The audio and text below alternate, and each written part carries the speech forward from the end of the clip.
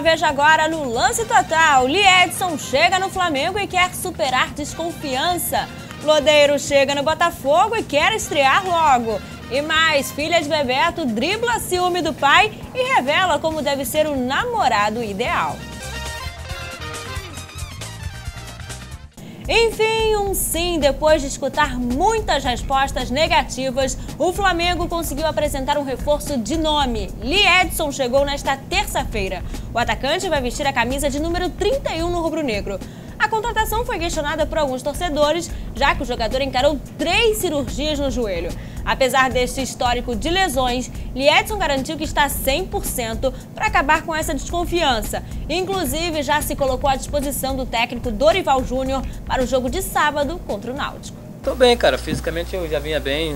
Esse ano não vim sentindo dor nenhuma, não faltei nenhum treinamento quando eu estava no Corinthians, nem nenhum jogos por falta de preparação física. O intuito é que no próximo jogo, no sábado, possa estar à disposição do Dorival para que ele possa escolher as melhores opções. E para o jogo desta quarta-feira contra o Figueirense, o Flamengo pode ter outra novidade. O camisa 1 Felipe treinou entre os titulares e pode voltar ao rubro-negro depois de algumas falhas do goleiro Paulo Vitor.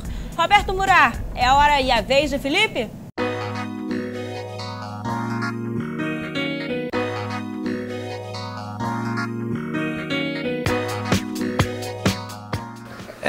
O Dorival Júnior deu a entender que o Felipe vai voltar a ser titular, treinou ele nos 2 últimos dias, mas tem que ser visto também que foram feitas diversas mudanças. Todo dia ele fez um coletivo, mudou a equipe na zaga, no meio, no ataque, mudou o esquema. Acredito eu que o Felipe vai ser titular, mas como foram muitas mudanças e muitos testes, não dá para garantir nada, até porque não houve uma sequência de uma equipe para a gente poder afirmar quem vai agarrar ou não. Agora, para o Felipe é uma boa essa mudança do treinador. Se ele tinha alguma esperança de voltar a ser titular, é justamente porque o Dorival voltou. A preferência do Joel era total. Dorival chegou, né? A preferência era totalmente do Paulo Vitor com o Joel. E acho que a mudança de treinador é sempre bom para todo mundo que está buscando espaço. E pode ser a vez do Felipe sim voltar a ser o número 1 e mostrar que era só uma má fase e merece ser titular. A espera chegou ao fim e o meia Lodeiro finalmente foi apresentado no Botafogo nesta terça-feira. Após defender a seleção uruguaia nos Jogos de Londres, o atleta vestiu a camisa alvinegra e deixou claro que não vê a hora de entrar em campo. Um clube tão grande em Brasil, são poucos os uruguaios que tiveram a possibilidade de vestir esta camiseta e bueno, estou contento, vengo com muitas ganas, sobretudo com muitas ganas de ganhar algum campeonato e jugar coisas importantes com este clube. Mesmo com essa animação toda, o meia não vai atuar contra o Palmeiras nesta quarta-feira. A estreia do uruguaio será longe do Rio, no confronto com a Portuguesa no próximo domingo no Canindé.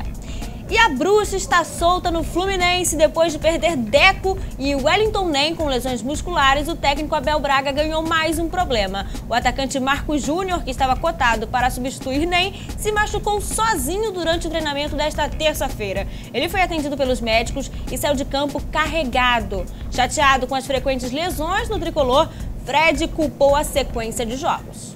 Com esse período aí de jogos ou de treinos ou até a época do ano, acaba sendo normal esses tipos de lesões. Uma coisa que nos chateia muito, né? Não sabemos nada ainda, ninguém falou nada qual o grau da lesão ou o que aconteceu, se foi só um susto.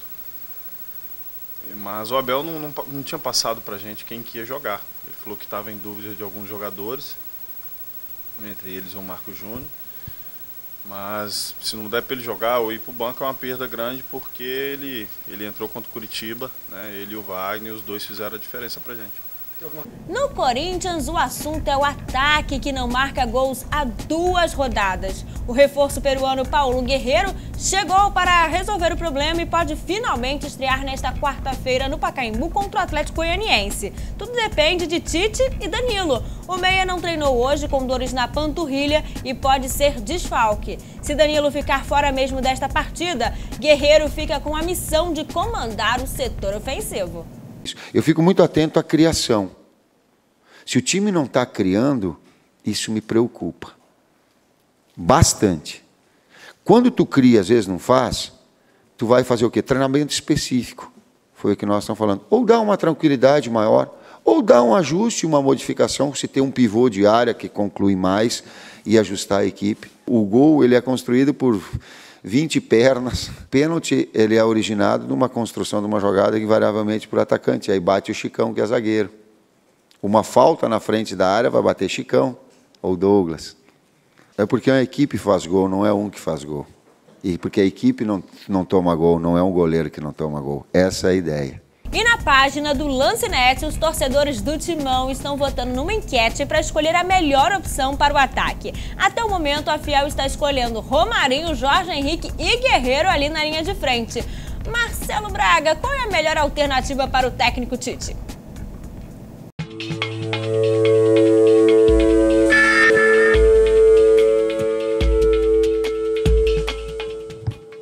Apesar de vir de 2 empates no Campeonato Brasileiro contra o Bahia e o Vasco, o técnico Tite acredita que não seja, o ataque não seja um problema, que não esteja na hora de trocar Danilo, Douglas, Romarinho e Jorge Henrique. Só que talvez ele tenha que mudar contra o Atlético Goianiense nessa quarta-feira, porque o Danilo sentiu dores na panturrilha direita e talvez vai ser desfalque. Isso vai ser confirmado no dia do jogo, na quarta-feira ele vai fazer um teste e caso não possa atuar, o Paulo Guerreiro, que é o peruano que já tem 3 jogos com a camisa do Corinthians, todos entrando no segundo tempo, vai ser o titular. Se ele for confirmado realmente na equipe, o time volta a atuar no esquema 4-2-3-1, com um jogador de referência, como era com o Liedson, como já foi com o Elton nesse ano e até com o Adriano.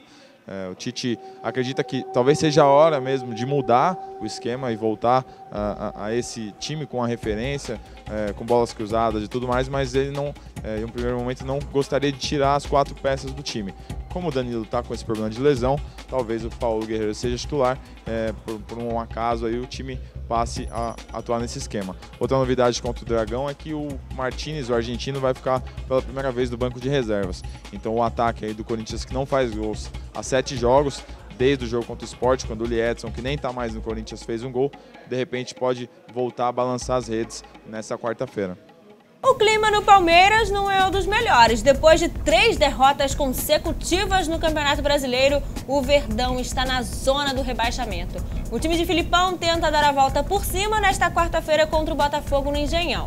O meia Daniel Carvalho, que lutou contra a degola nos últimos 2 anos pelo Atlético Mineiro, ensinou ali o caminho para fugir da parte de baixo da tabela. Se o Palmeiras tiver a oportunidade, tem que começar a crescer, começar a ganhar já a partir de quarta-feira. Sabemos que vamos ter uma sequência de 2 jogos fora de casa, mas a gente tem que buscar pontuação, tem que começar a pontuar o quanto antes, porque se entrar no segundo turno ainda na zona de rebaixamento, a gente sabe que começa a complicar muito mais e o torcedor vai começar a cobrar. Depois de 24 anos, a seleção brasileira de futebol volta a disputar uma final olímpica. O Brasil bateu a Coreia do Sul por 3-0 num dia inspiradíssimo de Leandro Damião. O atacante fez 2 gols nesta terça-feira e está dividindo a artilharia do torneio com o senegalês Konaté.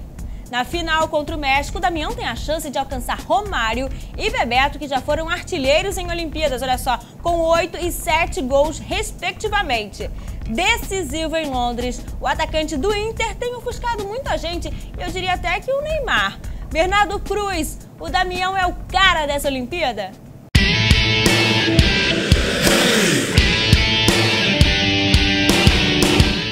Olha, dizer que o Leandro Damião tá roubando a cena do Neymar eu acho que é um pouco forçado, mas sem dúvida nenhuma ele tem sido muito mais decisivo do que o jogador do Santos. Isso porque o Damião fez 4 gols nessa série mata-mata e foi fundamental aí para o Brasil chegar à final olímpica depois de 24 anos. O Neymar teve sim um papel muito importante na partida de hoje que garantiu essa vaga na final. Ele participou de 2 gols. No jogo contra Honduras fez um gol de pênalti, um momento delicado, mas sem dúvida nenhuma não tá, vamos dizer assim, o Leandro Damião não tá roubando a cena, mas está sendo um protagonista de igual para igual com o Neymar. Então quem tem a agradecer ao Mano Menezes e a torcida brasileira.